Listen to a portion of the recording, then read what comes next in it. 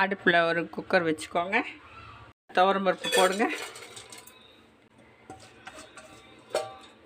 இதில் பெரிய உள்ளி போட்டுக்கோங்க. இதில் தக்காளி போட்டுக்கோங்கங்க.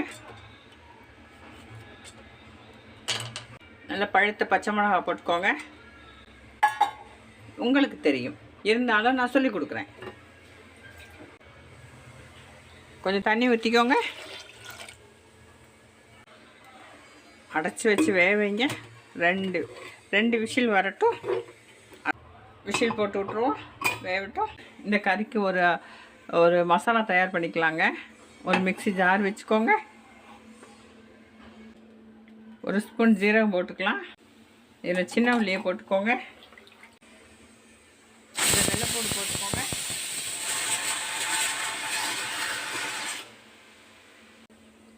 எப்படி அரைச்சிட்டு வந்துடுவோமா? வாங்க போய் அரைச்சிட்டு வந்துடலாம். அரைச்சிட்டு வந்துட்டேங்க.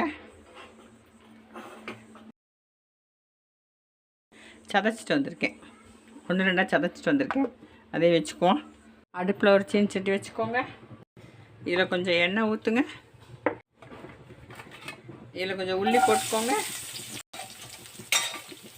எண்ணெயெல்லாம் கலந்து விடுங்க.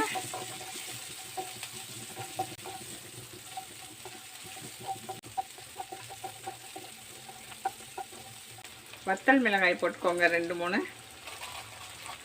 இதை நல்லா கலந்து விடுங்க. இதில் நம்ம பொடிசாக வெட்டி வச்சுருக்கிற குட்டி தக்காளி கீரையை சேர்த்துக்கோங்க.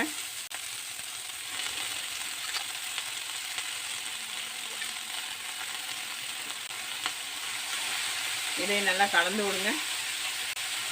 நல்லா எண்ணெயிலே சுருளணுங்க. எண்ணெயிலே நல்லா வேகட்டும். வெந்துருச்சுங்க கீரை. பருப்பு, பச்சை மிளகாய்,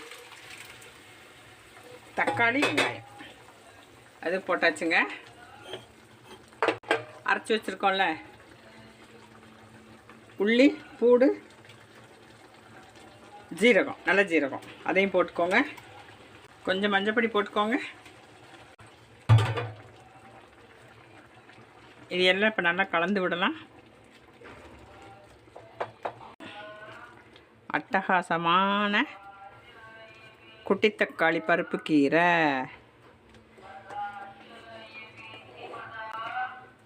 ஃபர்தா விற்றுட்டு போகிறாங்கங்க. இன்னைக்குள்ள லஞ்ச் பருப்பு கறிங்க இது. கொஞ்சம் உப்பு போட்டுக்கிறேன். சூப்பர்.